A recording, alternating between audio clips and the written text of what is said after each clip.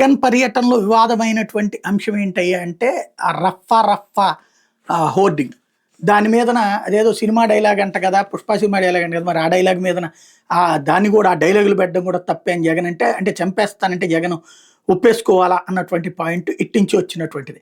అయితే ఆ హోర్డింగ్ పట్టుకున్నటువంటి అబ్బాయి తెలుగుదేశం కార్యకర్త అంటూ YSR Congress party social media wing చాలా యాక్టివ్గా అతని ఏది తెలుగుదేశం పార్టీకి సంబంధించినటువంటి ఐడితో సహా బయటపెట్టింది. దానికి తెలుగుదేశం పార్టీకి సంబంధించి ఫ్యాక్ట్ చెక్ టీడీపీ వాళ్ళు ఒక వివరణ ఇచ్చుకొచ్చారు.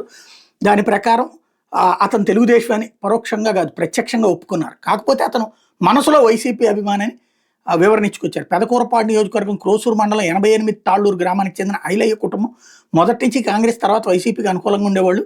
2024 ఎన్నికల సమయంలో ఐలయ్య తెలుగుదేశం పార్టీలో చేరారు. అప్పటికి వారి కుమారుడు రవితేజ వారి తండ్రిని టీడీపీలో చేరదని తీవ్రంగా వ్యతిరేకించాడు. రవితేజ మాత్రం వైసీపీలోనే కొనసాగుతున్నాడు. గత కొంతకాలం నుండి రవితేజ సత్తెనపల్లిలో ఉంటున్నాడు. తాళ్ళూరు గ్రామంలో టీడీపీ నాయకులు గతంలో సభ్యత్వం ఉన్న వారికి ప్రమాద బీమా కింద 2 లక్షల రూపాయలు ఇప్పించడంతో పాటు ఈసారి ప్రమాద బీమా 5 లక్షల రూపాయలకు పెంచడంతో కొంతమంది వైసీపీ వారు కూడా సభ్యత్వాలు తీసుకోవడం జరిగింది. ఇది పిచ్చి వివరణ. ఆ సభ్యత్వాలు అట్లా వచ్చేసి తీసేసుకుంటారా?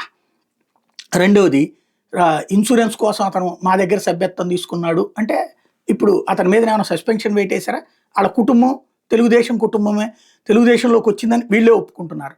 తద్వారా ఈ వివరణ అన్నటువంటిది ఇక్కడ కీ పాయింట్ అనమాట.